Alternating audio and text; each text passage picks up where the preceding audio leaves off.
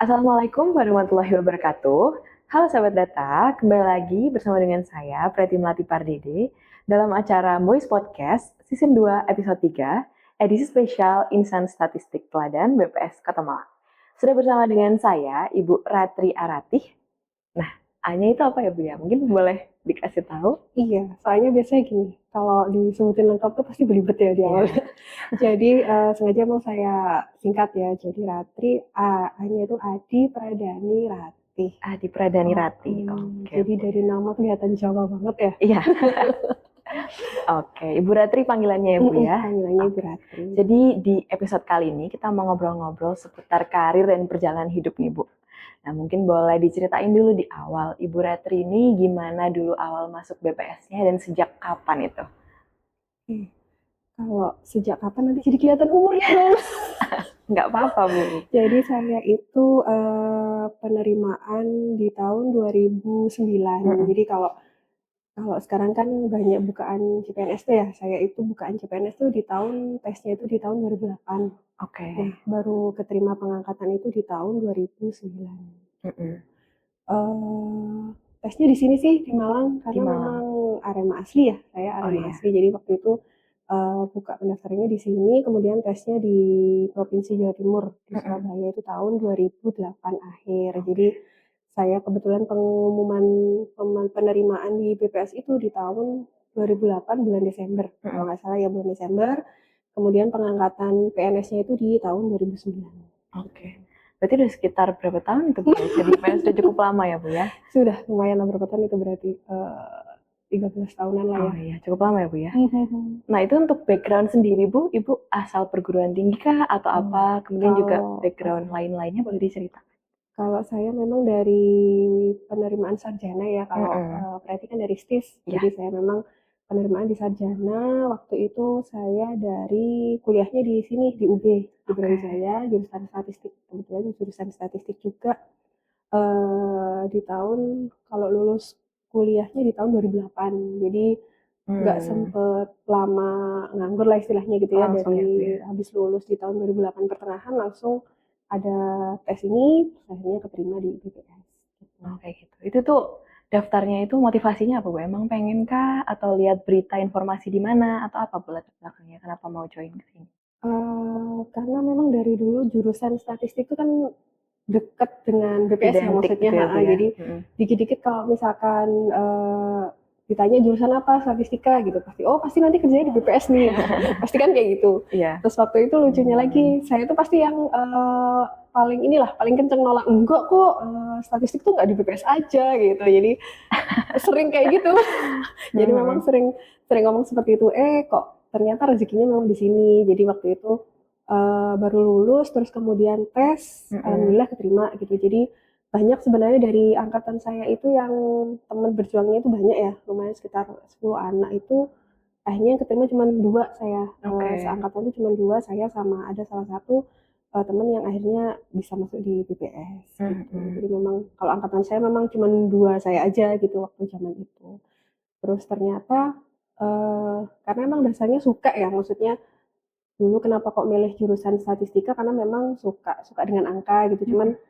nggak mau kok matematika banget gitu, ya udah, milih statistika. Kok kebetulan alhamdulillah keterimanya di BPS yang sejalan lah istilahnya, maksudnya ya nggak jauh-jauh dari angka, walaupun sebenarnya sekarang jauh banget ya.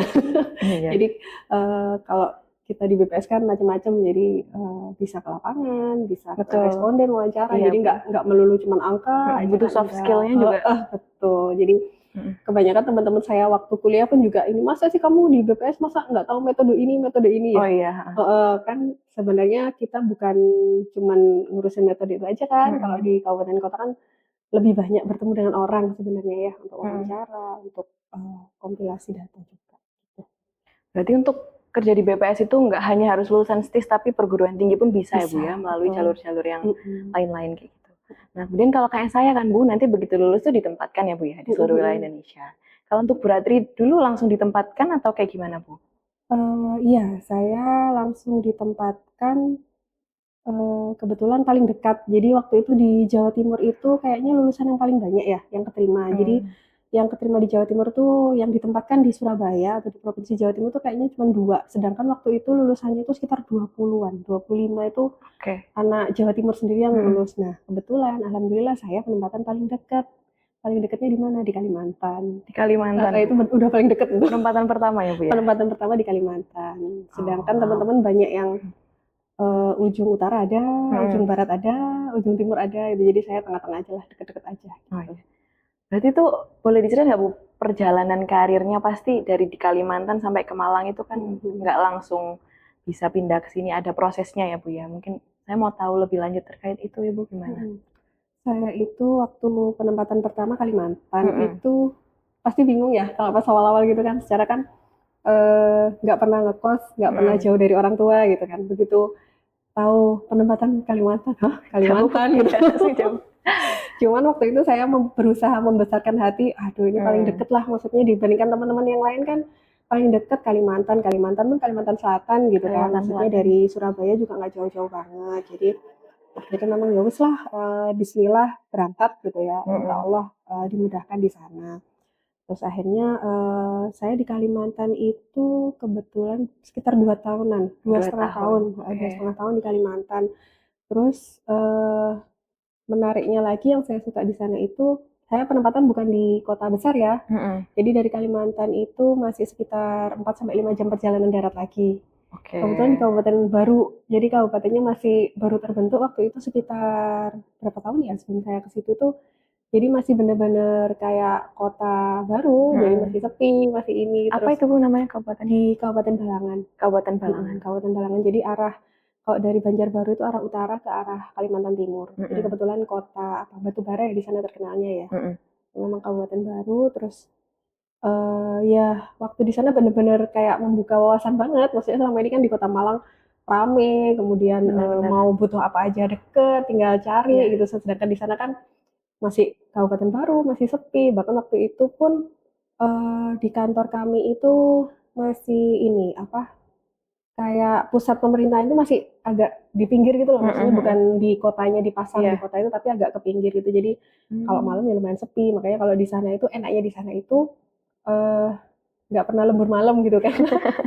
Kalau sore itu udah pada pulang semua gitu. Terus habis itu enaknya lagi di sana itu dekat, kos-kosannya dekat kantor. Jadi kalau di mana-mana kemana-mana kan dekat gitu.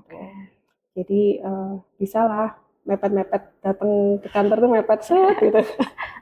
Enaknya itu. Terus kemudian kalau kita survei ke lapangan atau ke responden itu mereka welcome banget gitu. Jadi ramah lah, maksudnya kalau di sini kan kebanyakan masyarakat kota kan pasti ini ya takut apa nih siapa nih gitu. Kalau di sana enggak, jadi mereka benar-benar welcome gitu loh, maksudnya kita ngobrolnya itu enak.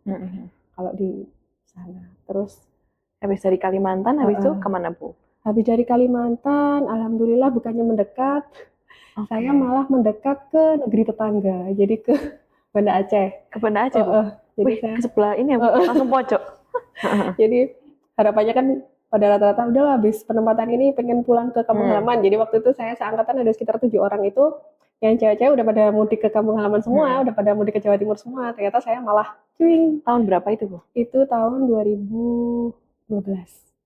Berarti sekitar 3 tahun itu, Bu ya? Kalimantan. Dari 2009 ke 2012, terus 2012 saya pindah ke Banda Aceh. Jadi ya kalau saya sih ngelihatnya karena sudah di Kalimantan seperti itu ya, maksudnya sepi sendiri. Begitu di Banda Aceh kan agak sedikit lebih rame gitu. Jadi kotanya pun besar, maksudnya nggak sekecil waktu di Kalimantan kemarin. Jadi saya ke sana, terus enaknya itu di sana itu kalau mau ke luar negeri kan deket. Betul. Ya, orang di sana itu kan bahkan kalau berobat tuh mereka nggak ke Jakarta tapi ke Penang gitu ya, Malaysia. Jadi waktu itu saya akhirnya berkat saya penempatan di Banda Aceh jadi lebih bisa ke Kuala Lumpur gitu kan, jadi lebih dekat ke sana ya. Kalian jalan-jalan ya, Bu? Jadi malah pernah saya tahun pertama di sana itu malah nggak mudik pulang waktu Lebaran. Jadi kami malah jalan-jalan ke KL kalau nggak salah. Jadi malah jalan-jalan ke sana karena waktu itu tiket pun mahal kan, mau pulang ke sini kan mahal. Ternyata dilihat kok lebih dekat ke sana. Ya udah akhirnya kita main-main ke sana gitu. Jadi nggak malah mudik ke kampung orang gitu sih. Terus Setelah dari situ setelah berapa dari situ sekitar 5 tahunan. 5 tahun ya, Bu? Sekitar 5 tahun saya akhirnya berhasil langsung Ke sini, ke Kota Malang. di situ. Berarti memang Alhamdulillah. mintanya ketika itu mengajukan pindah, Bu? Iya, mengajukan Alasannya apa, Bu? pindah. Karena waktu itu kalau saya karena mengikuti suami ya, jadi kebetulan Oke. alhamdulillah suami itu dapat tugasnya kok dapat di Malang gitu. Jadi alhamdulillah kita balik ke Malang. Oh, berarti Ibu begitu nikah langsung ngajukan pindah? Hmm, kalau langsung sih enggak ya, sekitar setengah tahun kayaknya. Oke. Setengah tahun baru di ACC itu. Terus lucunya lagi waktu pindah dari Banda Aceh ke Malang. Kalau yang lain kan pada seneng ya, pada mudik. Saya malah nangis. Wah, kok ini karena kan sudah merasa enak ya, maksudnya Oh, di Banda Aceh itu enak, maksudnya lingkungannya pun enak, terus habis itu kerjaannya pun enak. Sedangkan kan kalau kita kepikiran sama ini di Kota Malang kan, aduh padat ini gitu loh. Jadi heeh, waktu itu saya cuma kepikirannya, aduh anak saya gimana, waktu itu kan masih anaknya masih 2 ya, heeh. duh anak saya di sana nanti siapa yang jaga gitu, terus gimana ya, maksudnya ya sudah merasa nyaman di Banda Aceh tiba-tiba harus pindah ke Kota Malang, jadi malah malah bingung, malah ini bukannya malah seneng gitu ya. Jadi Padahal pertama kali notabene-nya itu, ke Pulau Jawa loh ya, Bu oh, ya. oh, oh, Terus oh. setelah pindah ke sini gimana, Bu? Realisasinya di sini? Wow. Setelah pindah ke sini alhamdulillah ya mungkin Allah memudahkan, jadi hal-hal yang selama ini saya takutkan ternyata kok enggak, maksudnya dikasih jalan lah, jalan keluar, terus kemudian di sini kan otomatis lebih dekat dengan keluarga besar, jadi kalau ada Mm-mm. apa-apa kan enak. Kalau dulu di Banda Aceh kan ya paling teman-teman kantor itu kan akhirnya yang jadi keluarga gitu, Betul. karena memang keluarga kami nggak ada yang dekat di sana. Kalau Mm-mm. setelah pindah ke sini ya itu sih enaknya eh, lebih dekat dengan keluarga, lebih dekat dengan ibu kan, karena saya memang masih ada ibu, jadi Mm-mm. eh, istilahnya agar bisa lebih bakti lah sama orang tua Oh gitu. iya.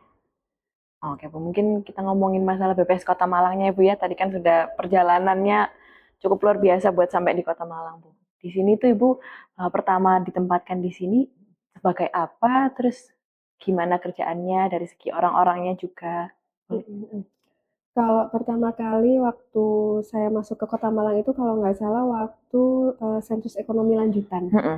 Jadi 2017 berarti itu waktu sensus ekonomi listing kan udah lewat di 2016, terus akhirnya saya masuk di sensus ekonomi lanjutan. Jadi Kota Malang gitu ya, kota besar kan pasti Mm-mm. respondennya banyak banget. Cukup sibuk ya, Bu ya? Jadi Mm-mm. waktu itu langsung saya sebagai koordinator kalau nggak salah. Jadi koordinator kecamatan Hmm. waktu itu karena masih baru kan. Sudah Mbak Ratri kecamatan di Lokwaru waktu itu Oh pertama kali iya. di Lokwaru. Terus namanya saya anak baru ya oke gitu. Ternyata kan memang wow Lokwaru kan kecamatan gede juga. Iya. jadi Hmm. jadi lumayan lah di tahun-tahun pertama itu sibuk banget ya. Hmm. Maksudnya apalagi kalau ada sensus itu kan kita harus standby karena kan petugas banyak yang tanya, banyak yang Mm-mm. ini. Jadi HP itu mulai dari pagi sampai malam tuh nggak bisa lepas karena kan mereka nanya-nanya kasihan kan kalau misalkan nggak kita konfirmasi, nggak kita jawab pertanyaannya, sedangkan mereka kan sibuk di lapangan seperti Mm-mm. itu. Jadi terus monitoring di lapangan juga waktu itu kayaknya sebulanan tuh di lapangan terus. Jadi kita datangi perusahaan, kemudian banyak kan yang non respon di sini kan nggak kayak di luar Jawa kan. Iya. Kalau di sini kan waduh kayak gitu. Jadi eh, kita membantu petugas untuk mendatangi beberapa responden yang sulit didata Oke. gitu. Jadi itu waktu sensus ekonomi lanjutan di 2017. Oh iya. Itu pertama sih. Pertama terus kemudian Kalau untuk waktu sekarang mungkin, Bu? sekarang sebenarnya masih sama ya, masih timnya dari tim produksi. Jadi kalau dulu tuh Hmm. kebetulan ngerangkap. Jadi kalau dari dulu memang saya di tim produksi cuman diperbantukan di koordinator kecamatan Oke. gitu. Jadi sempat kecamatan Lowaru pernah, terus habis dari Lowaru ke kecamatan Klojen. Jadi masih merangkap. Jadi Mm-mm. terus kalau sekarang juga sama, rangkapannya sama ya. Jadi tim produksi kalau sekarang sebagai ada juga ketua tim dari kegiatan Desa Cantik Oh, Desa gitu. Cantik. Kalau tahun ini. Oh iya, Desa Cantik tuh gimana maksudnya? Desa tapi cantik atau Heeh, gimana, heeh. Bu? Jadi desa kok cantik gitu kan, Iya. mesti kayak gitu.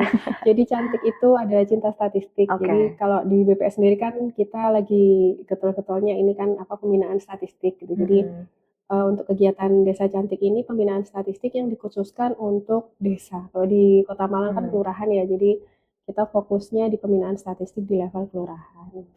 Oh kayak gitu. Berarti lebih ke kayak mengedukasi atau mengenalkan gitu Bu ke warga-warga kalau statistik itu penting dan Iya. gimana prosedurnya kayak gitu ya Bu ya. Jadi sebelum ke warga ke aparat kelurahan dulu sih. Oke. Jadi kita mengadakan pembinaan karena kan pasti banyak yang masih belum tahu ya, belum kenal apa sih statistik itu apa gitu, gunanya apa, manfaatnya apa, data yang saya kumpulkan ini nanti akan digunakan seperti apa gitu. Jadi Mm-mm. sebelum ke warga dulu kita sasarannya ke aparat kelurahan dulu karena kan banyak yang apa ya, kebutuhan data itu diminta dari kelurahan tapi mereka tuh nggak tahu gitu loh gunanya untuk apa, Mm-mm. kemudian cara pengumpulannya seperti apa.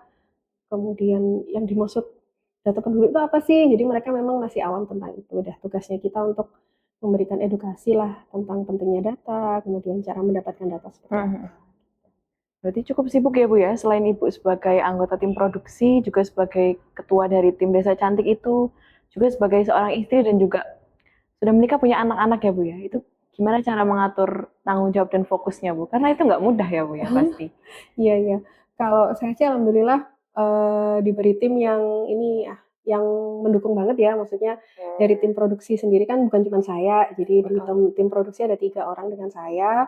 Jadi kami istilahnya bagi-bagi tugas gitulah. Oke. Kalau waktu saya ngurusin desa atau kelurahan cantik, kerjaan dikerjakan dengan oleh anggota tim yang lain. Kalau Oke. pada saat nggak ada kegiatan ya berarti saya bantuin gitu. Jadi apa ya, bagi-bagi tugas lah gitu. Jadi kebetulan juga di Desa Cantik pun juga didukung oleh seluruh pegawai di BPS Kota Malang. Jadi nggak saya sendirian gitu. Jadi masih ada yang membantu lah istilahnya gitu mendukung kegiatan. Oh iya, jadi lebih bisa didelegasikan gitu ya Bu ya, diatur porsinya. Bisa, bisa. Untuk anak-anak sendiri Bu gimana tuh Bu?